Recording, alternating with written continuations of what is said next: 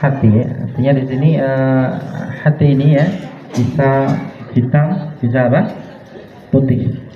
Ya, Rasulullah Shallallahu Alaihi Wasallam bersabda, ya di sini disebutkan satu hadis ya yang berbicara tentang hitam dan putihnya hati ya. Kata beliau, tu'radul fitanu 'alal qulubi kal hasiri 'audan 'audan.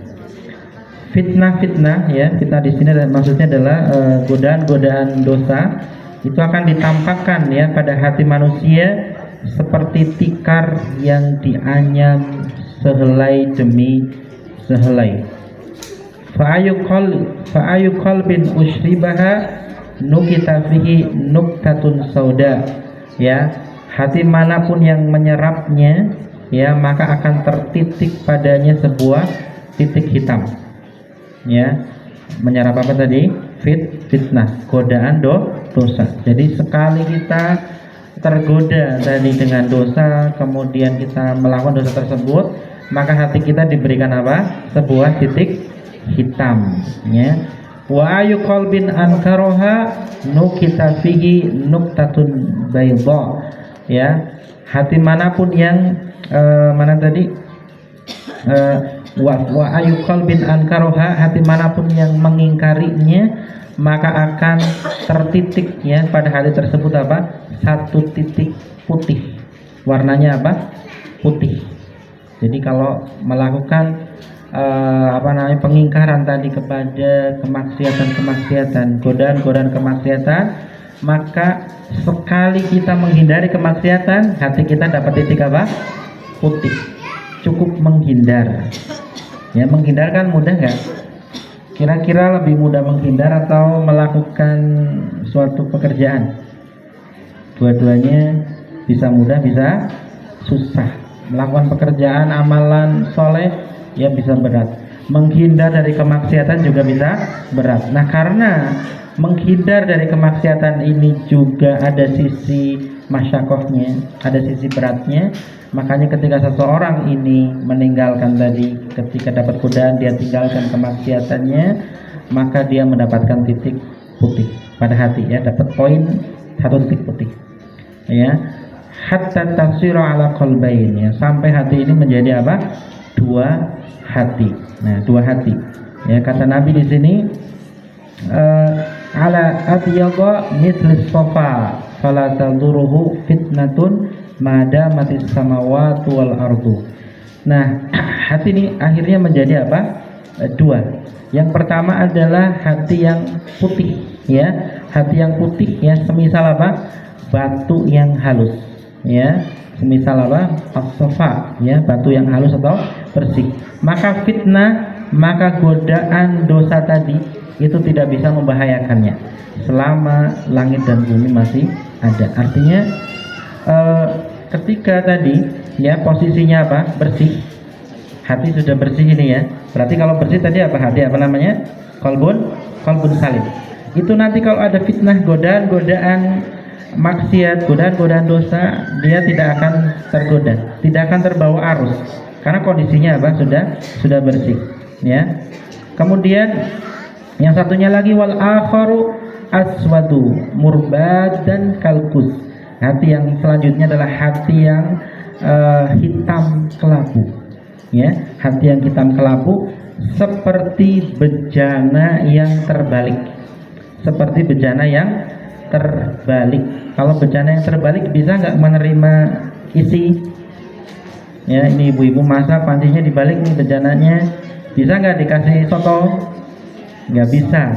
Nah, ini kondisi hati yang tadi udah banyak titik hitamnya itu ini, ya, warnanya apa tadi? Hitam kelabu, seperti bejana yang terbalik.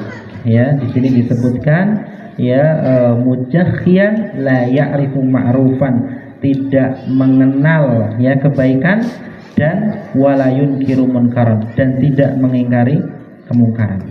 Jadi yang baik-baik yang nggak kenal, kemudian yang apa? Ya, yang kemungkaran juga malah apa? Tidak diingkari meskipun sudah kenal. Ini kondisi kalau sudah titik-titiknya udah banyak pada hatinya. ya, illa ma usyriba min hawa, kecuali apa yang diserap oleh hawa nafsunya. Nah ini kalau untuk yang masalah hawa nafsu, ya ini akan selalunya apa, diterima dengan baik ya oleh hati yang hitam kelabu. Seperti apa tadi? Seperti bejana yang terbaliknya. Ini kondisi hati yang titik hitamnya sudah banyak. Ya, kemudian kita lanjutkan di sini. Apa namanya? Ya, demikianlah ya bahaya dosa dan kemaksiatan, sedikit demi sedikit bisa mengantarkan kepada kerusakan hati. Hati menjadi kotor dan hitam sehingga tidak lagi mampu mengenal kebaikan dan tidak lagi mengingkari keburukan. Ya, inilah hati yang mati yang tidak lagi memiliki kehidupan, ya, hati yang terbelenggu oleh hawa nafsu. Nah, ini di sini ada satu poin yang perlu kita catat di sini, ya. Berarti karakter daripada hati yang mati ini apa? Tadi hati yang tidak mengenal kebaikan. Artinya memang apa? Menjauhi ilmu, kemudian tidak mengingkari kemungkaran. Sudah tahu ilmu tapi apa? Ya, akhirnya apa? Tidak mengingkari kemungkaran juga. Nah, di sini pentingnya adanya amar ma'ruf nahi mungkar. Amar ma'ruf nahi mungkar. Jadi ada kaitan ya di sini ya, amar ma'ruf nahi mungkar dengan masalah hati.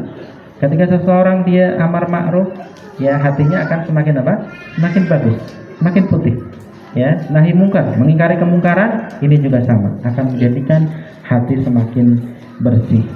Kemudian Al-Imam Ibnu Qayyim rahimahullah dalam kitab beliau Ihsatul Lahwan mengatakan fal qalbus sahih al-hayyu idza uridat alaihi al-qada'ih nafara minha bitabni. Hati yang sehat, hati yang hidup, apabila disodorkan padanya keburukan-keburukan, apabila ditampakkan kepadanya keburukan-keburukan, apabila ada promosi-promosi keburukan-keburukan, maka dia secara alami akan lari. Jadi ada keburukan datang, secara alamiah apa akan lari. Ini buruk, ini maksiat, otomatis nggak berpikir panjang. Ya, beda kalau hatinya apa? Sakit. Kalau hatinya sakit, dia akan mikir-mikir, ini maksiatnya mau dilakukan atau tidak. Tapi tidak dengan hati yang hidup. Secara spontanitas dia akan menjauhi. Kalau yang hati yang mati apa? Kalau hati yang mati disodorkan keburukan apa? Langsung dilahap. Karena memang kondisinya sudah mati. Ya, makanya hati yang mati ini sudah nggak peduli dengan apa itu tauhid dan syirik, apa itu sunnah dan bid'ah, apa itu maksiat dan kebaikan. Bagi mereka adalah sama, karena tidak ada bedanya. Ini kondisi kalau sudah hati mati.